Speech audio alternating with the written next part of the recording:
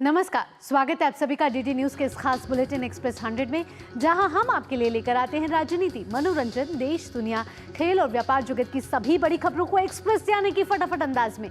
मैं हूं आपके साथ भावना नैयर, तो देखिए खबरें तेज रफ्तार से। कतर के अमीर शेख तमीम बिन हमद अल थानी भारत के 2 दिवसीय दौरे पर कल नई दिल्ली पहुंचे। राष्ट्रपति भवन में आज उनका औपचारिक स्वागत किया जाएगा।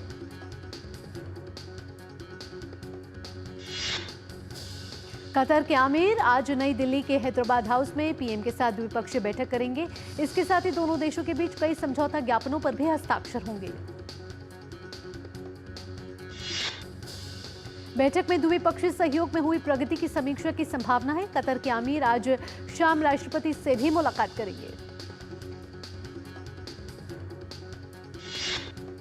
कतर के अमीर शेख तमीम बिन हमद अल थानी के भारत पहुंचने पर प्रधानमंत्री नरेंद्र मोदी उनके स्वागत के लिए खुद एयरपोर्ट पहुंचे थे। पीएम ने अतिथि नेता का गर्मजोशी से स्वागत किया। कलाकारों ने परंपरागत अंदाज से कतर के आमिर और उनके प्रतिनिधिमंडल का भी अभिनंदन किया। उच्च स्तरीय प्रतिनिधिमंडल में मंत्री, वरिष्ठ अधिकारी और एक व्यापारिक दल भी शामिल है। कतर के अमीर की यह भारत की दूसरी राजकीय यात्रा है। हाल ही के वर्षों में व्यापार, निवेश, ऊर्जा, प्रौद्योगिकी, संस्कृति और लोगों के बीच आपसी संबंधों के क्षेत्रों में दोनों देशों के बीच संबंध लगातार मजबूत हुए हैं। विदेश मंत्री डॉक्टर एस जयशंकर ने कतर के अमीर शेख तमीम बिन हमद अल थानी से नई दिल्ली में मुलाकात की। डॉक्टर जयशंकर ने एक्स पर एक पोस्ट में कहा कि नई दिल्ली में राजकीय यात्रा पर आए कतर के अमीर तमीम बिन हामिद से मुलाकात कर सम्मान महसूस कर रहे हैं। डॉक्टर जयशंकर ने उम्मीद जताई कि प्रधानमंत्री नरेंद्र मोदी के साथ उनकी बातचीत से दोनों देशों की दोस्ती के करीबी रिश्ते और मजबूत होंगे। केंद्रीय गृह मंत्री अमित शाह जम्मू कश्मीर में नए आपराधिक कानूनों के कार्यान्वयन की स्थिति की समीक्षा करेंगे। उपराज्यपाल मनोज सिन्हा और मुख्यमंत्री उमर अब्दुल्ला की मौजूदगी में समीक्षा करेंगे। अमित शाह नॉर्थ ब्लॉक में बैठक करेंगे। बैठक में 3 नए आपराधिक कानूनों में उल्लेखित पुलिस, जेल, अदालत, अभियोजन और फॉरेंसिक से संबंधित विभिन्न प्रावधानों की वर्तमान स्थिति पर ध्यान केंद्रित किया जाएगा। भारतीय न्याय संहिता 2023, भारतीय नागरिक सुरक्षा संहिता 2023 और भारतीय साक्ष्य अधिनियम 2023 ने क्रमशः भारतीय दंड संहिता, दंड प्रक्रिया संहिता और भारतीय साक्ष्य अधिनियम की जगह ली है। बैठक में केंद्रीय गृह सचिव, जम्मू कश्मीर के मुख्य सचिव, राज्य के पुलिस महानिदेशक, राष्ट्रीय अपराध रिकॉर्ड ब्यूरो के महानिदेशक और केंद्रीय गृह मंत्रालय और केंद्र शासित प्रदेश के कई वरिष्ठ अधिकारी भी भाग लेंगे। गृह मंत्री अमित शाह इससे पहले उत्तर प्रदेश, हरियाणा, उत्तराखंड, मध्य प्रदेश और गुजरात सहित कई राज्यों में नए कानूनों के कार्यान्वयन की स्थिति की समीक्षा कर चुके हैं। चुनाव आयुक्त ज्ञानेश कुमार को नया मुख्य निर्वाचन आयुक्त नियुक्त किया गया है। वो आज रिटायर हो रहे राजीव कुमार की जगह लेंगे। ज्ञानेश कुमार निर्वाचन आयोग के सदस्यों की नियुक्ति के नए कानून के तहत नियुक्त होने वाले पहले मुख्य निर्वाचन आयुक्त हैं। उनका कार्यकाल 26 जनवरी 2029 तक रहेगा। कुमार 26वें मुख्य निर्वाचन आयुक्त के रूप में अपने कार्यकाल के दौरान इस वर्ष के अंत में बिहार विधानसभा चुनाव और 2026 में केरल, पुडुचेरी, तमिलनाडु और पश्चिम बंगाल विधानसभा चुनावों की जिम्मेदारी संभालेंगे। ज्ञानेश कुमार ने केंद्रीय गृह मंत्रालय में अपने कार्यकाल के दौरान जम्मू कश्मीर में संविधान के अनुच्छेद 370 के कुछ प्रावधानों को निरस्त किए जाने के बाद निर्णय को लागू करने में महत्वपूर्ण भूमिका निभाई थी। ज्ञानेश कुमार ने 15 मार्च 2024 को निर्वाचन आयुक्त के रूप में कार्यभार संभाला था। वो 1988 बैच के केरल कैडर के आईएएस अधिकारी हैं। केरल सरकार के सचिव के रूप में कुमार ने वित्त संसाधन, फास्ट ट्रैक परियोजनाओं और लोक निर्माण विभाग जैसे विविध विभागों को संभाला। भारत सरकार में उन्हें रक्षा मंत्रालय में संयुक्त सचिव, गृह मंत्रालय में संयुक्त सचिव एवं अतिरिक्त सचिव, संसदीय कार्य मंत्रालय में सचिव और सहकारिता मंत्रालय में सचिव के रूप में काम करने का समृद्ध अनुभव है। वहीं हरियाणा कैडर के 1989 बैच के भारतीय प्रशासनिक सेवा अधिकारी विवेक जोशी को निर्वाचन आयुक्त नियुक्त किया गया है। जोशी 2031 तक निर्वाचन आयोग में कार्य का निर्वहन करेंगे। आईएएस विवेक जोशी मूल रूप से उत्तर प्रदेश के इलाहाबाद जिले के रहने वाले हैं। उन्होंने आईआईटी रुड़की से मैकेनिकल इंजीनियरिंग और जिनेवा से अर्थशास्त्र में पीएचडी की डिग्री हासिल की है। 2014 से 2017 के दौरान उन्होंने भारत सरकार के वित्त मंत्रालय में संयुक्त सचिव के रूप में कार्य किया है। आयोग में शामिल होने से पहले चंद्रा ने सीबीडीटी में से इस्तीफा दे दिया था। दिल्ली के ऐतिहासिक रामलीला मैदान में एक बार फिर सरकार का शपथ ग्रहण समारोह आयोजित होने जा रहा है। इस बार भाजपा सरकार के शपथ ग्रहण समारोह की तैयारियों के तहत दिल्ली सरकार और एनसीडी ने मैदान को सजाने का काम शुरू कर दिया है। यहां 20 फरवरी को होने वाले शपथ ग्रहण समारोह में नवनियुक्त मुख्यमंत्री और उनके सहयोगी मंत्री शपथ लेंगे। शपथ ग्रहण समारोह की तैयारियों का जायजा लेने के लिए आज भाजपा प्रदेश अध्यक्ष वीरेंद्र सचदेवा, विनोद तावड़े, तरुण चुग समेत कई नेता रामलीला मैदान पहुंचेंगे। सूत्रों के अनुसार दिल्ली में बीजेपी विधायक दल की बैठक 19 फरवरी को होगी, जिसमें दिल्ली के नए सीएम के नाम पर मोहर लगेगी। आज से उत्तर प्रदेश विधानमंडल का बजट सत्र शुरू हो रहा है। सत्र की शुरुआत राज्यपाल आनंदीबेन पटेल के अभिभाषण से होगी।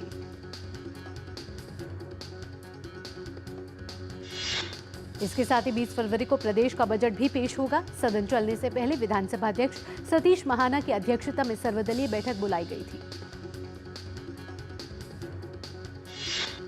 बैठक में मुख्यमंत्री योगी आदित्यनाथ ने सभी राजनीतिक दलों से सत्र की कार्यवाही को सुचारू रूप से चलाने में सहयोग करने की बात कही।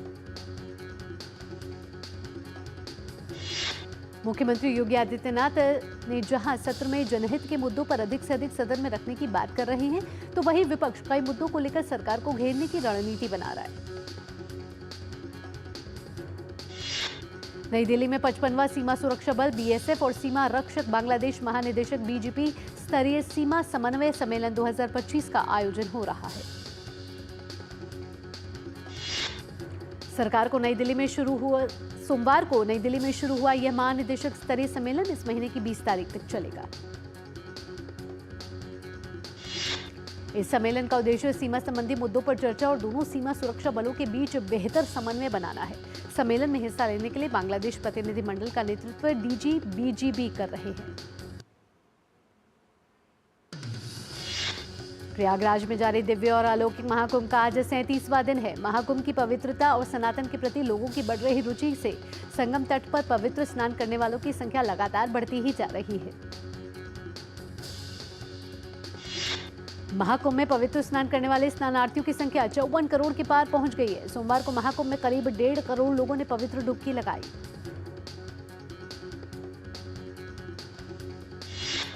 केंद्रीय श्रम और रोजगार और साथ ही युवा मामलों और खेल मंत्री डॉक्टर मनसुख मंडाविया भी संगम तट पहुंचकर पवित्र स्नान के सहभागी बने। इस दौरान उन्होंने अपने परिवार संग संगम तट पर पूजा अर्चना की भी की।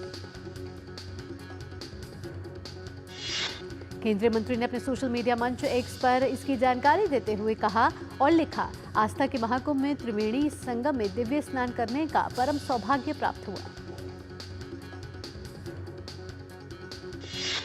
प्रयागराज महाकुंभ पर राजद नेता लालू प्रसाद के बयान पर बीजेपी हमलावर है। केंद्रीय मंत्री एसपी सिंह बघेल ने राजद सुप्रीमो लालू प्रसाद यादव पर हमला बोलते हुए कहा कि विपक्षी नेता मुस्लिम वोटों के तुष्टीकरण के लिए ऐसे बयान देते हैं। उधर हरियाणा सरकार में मंत्री गौरव गौतम ने भी महाकुंभ पर सवाल उठाने वालों को आड़े हाथ लिया। उन्होंने कहा कि विपक्ष के पास मुद्दा नहीं है, सनातन का अपमान करने वालों को जनता चुनाव में सबक सिखाती है।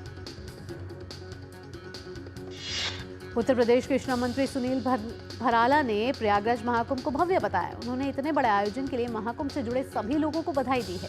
उन्होंने महाकुंभ को लोगों की आस्था का प्रतीक बताया। प्रयागराज महाकुंभ पहुंचने वालों को इन दिनों एक से बढ़कर एक शानदार कार्यक्रम भी देखने को मिल रहे हैं। महाकुंभ में कला और संस्कृति का अनोखा संगम दिखाई दे रहा है।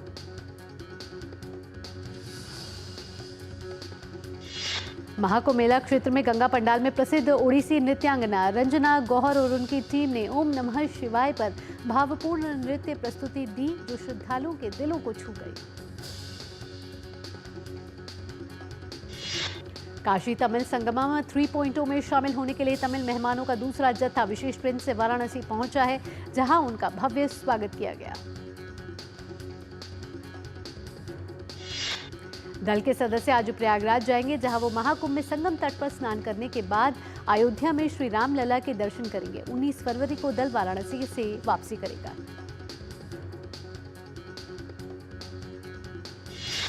काशी तमिल संगमम में कुल 6 जत्थों में से 1200 मेहमानों को काशी आना है।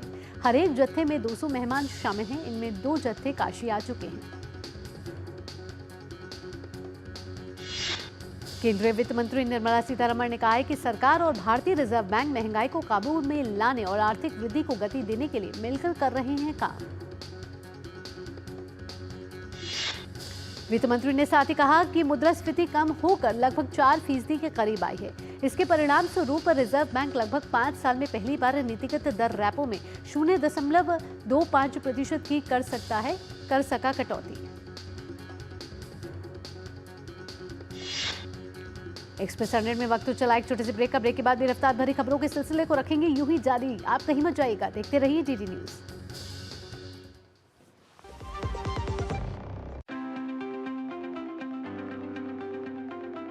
The heart of your kitchen is the LPG gas stove. My ISI and BIS certified LPG stove is the source of heat needed to cook my favorite meals, so I can safely and happily enjoy cooking.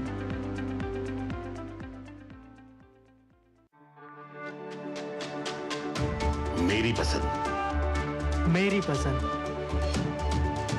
मेरी पसंद, मेरी पसंद,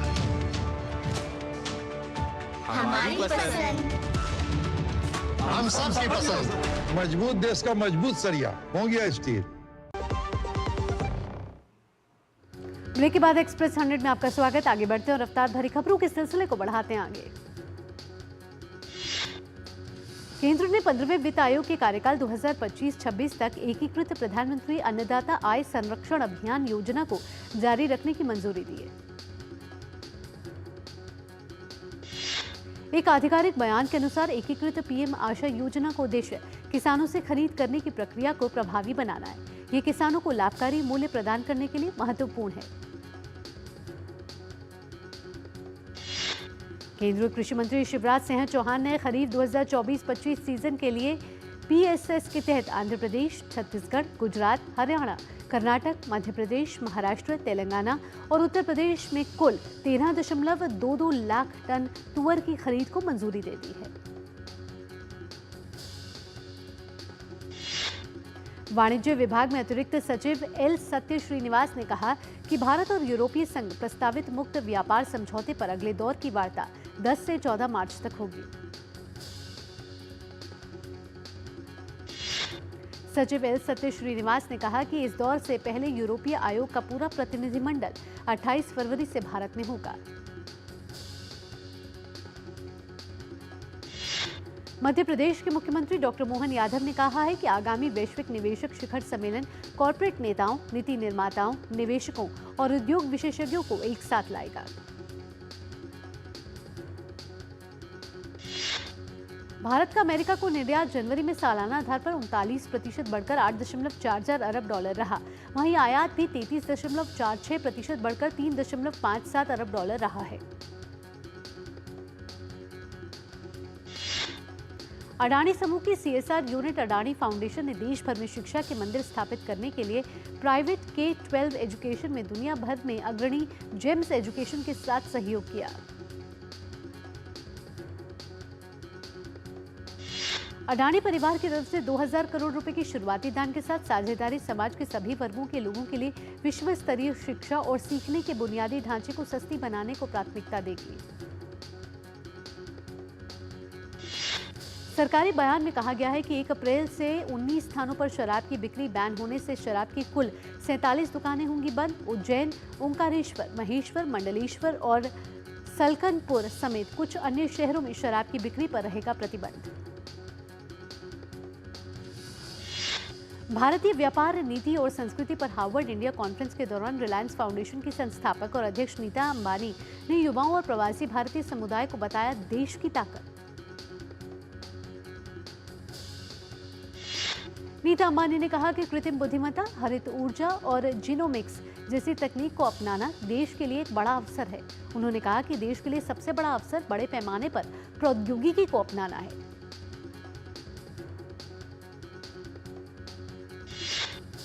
choice international की broking इकाई ने संपत्ति प्रबंधन company एरेटे capital services का किया अधिग्रहण। इसी के साथ ब्रोकरेज फर्म की प्रबंधन के तहत कुल 6,241 करोड़ रुपए की संपत्तियां हो जाएंगी। कनाडा में टोरंटो के पियर्सन हवाई अड्डे पर डेल्टा एयरलाइंस का एक विमान लैंडिंग के वक्त पलटा। हादसे में कम से कम 18 लोग घायल, जिनमें से 3 की हालत गंभीर। विमान में 80 लोग सवार थे। मौसम को इस हादसे की बड़ी वजह कहा जा सकता है। कनाडा के मौसम विभाग के अनुसार हवाई अड्डे पर बर्फबारी हो रही थी और इस दौरान हवा 65 किलोमीटर प्रति घंटे की रफ्तार से चल रही थी। सऊदी अरब की राजधानी रियाद में अमेरिका और रूस के विदेश मंत्री बैठकर शांति वार्ता की रूपरेखा करेंगे तैयार। अमेरिकी विदेश मंत्री मार्को रूबियो रियाद और उनके रूसी समकक्ष सरगेई लावरोव भी देर रात रियाद पहुंचे। इस बैठक में यूक्रेन संघर्ष खत्म करने और अमेरिका रूस संबंधों की बाधाओं को हटाने के तरीकों पर विचार होगा। ये वार्ता रूसी और अमेरिकी अधिकारियों के बीच वर्षों बाद पहली उच्च स्तरीय चर्चा होगी।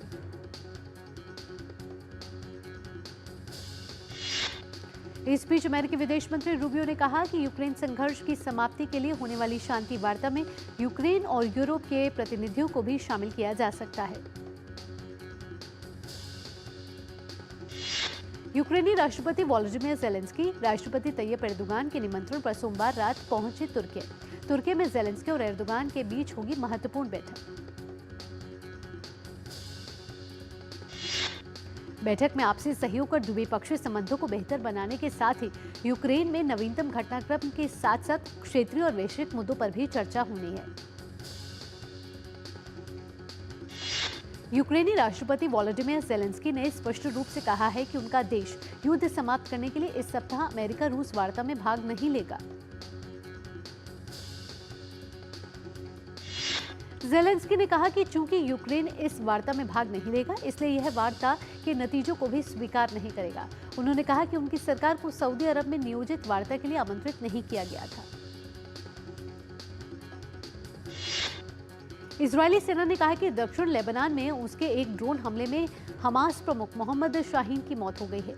सेना के अनुसार वह लेबनान में लड़ाका संगठन के संचालन विभाग में अहम जिम्मेदारियां निभाता रहा है। दक्षिण अमेरिका के बोलिविया में बस दुर्घटना में कम से कम 30 से अधिक लोगों की मौत और 1 दर्जन से अधिक लोग हुए घायल।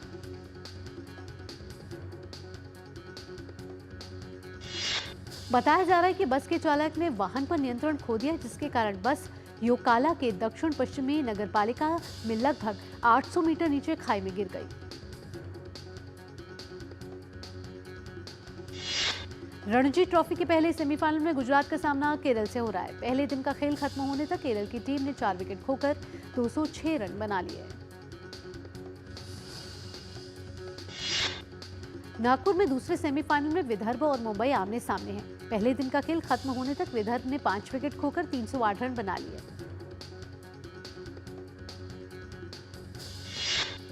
विमेंस प्रीमियर लीग में सोमवार को खेले गए मैच में रॉयल चैलेंजर्स बेंगलुरु ने दिल्ली कैपिटल्स को 8 विकेट से हरा दिया।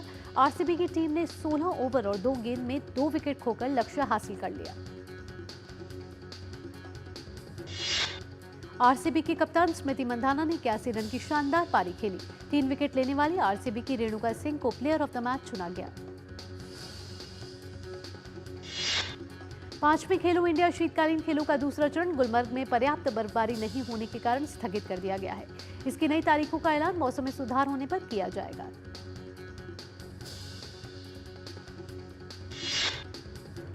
वक्त एक और छोटे से ब्रेक का है, जल्द हाजिर होते हैं।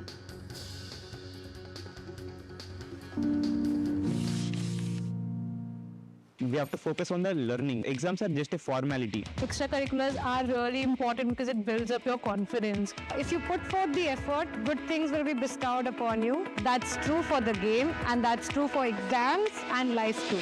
Welcome to Pariksha Vacharcha 2025. The first guest on the show, CBSE topper Radhika Singhal and ISC topper Suchismita Adhikari Nistha from MBBS Manipur University and Ashish Verma from IIT Delhi. How do I strategize? You study for 25 minutes and then you take a 5-minute break. Try writing as much as you can. It's also good to revise the previous year questions. Be honest with yourself. प्रधान मंत्री जी भी कहते हैं, to cheat is to be cheap. आज हमारे panelist आपको एक interview master class देंगे.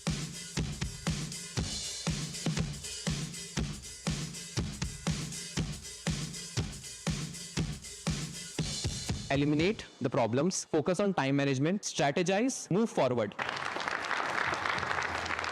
एक पावर मंत्र दें to the students. Focus more on the subject, which is our weakness. Be happy but not satisfied. When you're stressed, share with others. Even if you think you're alone in this journey, trust me, you're not.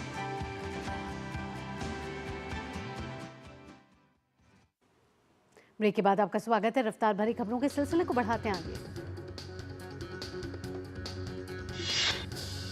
खेल राज्य मंत्री रक्षा गडसे ने Maharashtra e sports open championship 2025 का उद्घाटन किया। खेल राज्य मंत्री ने टूर्नामेंट को ई स्पोर्ट्स के क्षेत्र में मील का पत्थर बताया। असम राइफल्स और नॉर्थ ईस्ट संगठन सोशल वेलफेयर द्वारा राजधानी दिल्ली में यूनिटी उत्सव का आयोजन किया जा रहा है। असम राइफल्स के महानिदेशक के मुताबिक खेलों से जोड़कर युवाओं की ऊर्जा को सही दिशा में मोड़ा जा सकता है। भारत की हर्षिता जाखड़ ने एशियन रोड साइकिलिंग चैंपियनशिप में कांस्य पदक जीत लिया है। ये इस प्रतियोगिता में भारत का पहला पदक रहा। भुवनेश्वर में चल रहे FIH प्रो लीग में आज भारतीय हॉकी टीम का सामना जर्मनी से होगा। अपने पहले मैच में भारत ने स्पेन को 2-0 से हराया था। 23वीं राष्ट्रीय पैरा एथलेटिक्स चैंपियनशिप का आगाज सोमवार को चेन्नई के जवाहरलाल नेहरू स्टेडियम में हुआ। 20 फरवरी तक चलने वाले इस टूर्नामेंट में देश के कई शीर्ष एथलीट हिस्सा लेंगे। एलेक्स हेल्स T20 ब्लास्ट और 100 में हिस्सा नहीं लेंगे। अब वे अपने नए करार के तहत मेजर लीग क्रिकेट और कैरिबियन प्रीमियर लीग में नाइट राइडर्स की ओर से खेलेंगे। 24 बार के ग्रैंड स्लैम विजेता नोवाक जोकोविच ने टेनिस के एंटी डोपिंग प्रोटोकॉल की आलोचना की है। जोकोविच ने प्रोटोकॉल को अनियमित और अन्यायपूर्ण करार दिया। कार्लोस अल्काराज ने कतर ओपन के राउंड ऑफ 16 में जगह बना ली है। अल्काराज ने राउंड ऑफ 32 में मारिन सिलिच को हराया। बार्सिलोना ने रायो वैलकानो को 1-0 से मात दी। इस जीत के साथ बार्सिलोना दिसंबर के बाद पहली बार ला लीगा के शीर्ष पर आ गई है। लीड्स यूनाइटेड ने सनडरलैंड को 2-1 से हरा दिया। इस जीत के साथ लीड्स की टीम चैंपियनशिप के शीर्ष पर वापस आ गई है। Film the pride of Bharat Chhatrapati Shivaji Maharaj में मुख्य भूमिका निभाएंगे ऋषभ शेट्टी। फिल्म 21 जनवरी को सिनेमाघरों में होगी रिलीज।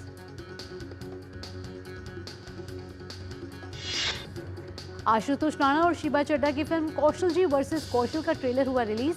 21 फरवरी को होगा फिल्म का प्रीमियर। फिल्म छावा ने 100 करोड़ क्लब में मारी एंट्री। फिल्म ने चौथे दिन 24 करोड़ रुपए की कमाई की। इसी के साथ फिल्म का कुल कलेक्शन 140 करोड़ के पार पहुंचा। फिल्म नादानिया का दूसरा गाना गलत फहमियां हुआ रिलीज। फिल्म इसी साल फरवरी में OTT पर होगी रिलीज। सीरीज जिद्दी गर्ल्स का ट्रेलर हुआ लॉन्च। सीरीज 27 फरवरी को OTT पर होगी रिलीज। तुम्बाड़ के अभिनेता सोहम शाह की फिल्म क्रेजी का ट्रेलर हुआ रिलीज। फिल्म 28 फरवरी को सिनेमाघरों में रिलीज होने के लिए तैयार। महाशिवरात्रि से पहले अक्षय कुमार का महाकाल को समर्पित गीत महाकाल चलो हुआ रिलीज। अभिनेता ने पोस्टर शेयर कर की रिलीज की घोषणा। अभिनेता शिव कार्तिकेयन के जन्मदिन पर फिल्म मद्रासी का टीजर हुआ रिलीज।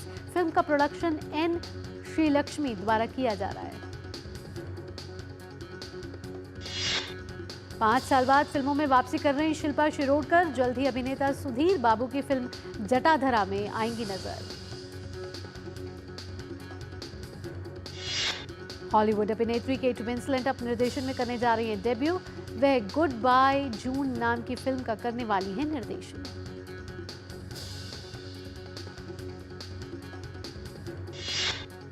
इसी के साथ एक्सप्रेस 100 में फिलहाल इतना ही। देश और दुनिया की बाकी खबरों के लिए आप देखते रहिए डीडी न्यूज। मुझे दीजिए अनुमति। नमस्कार।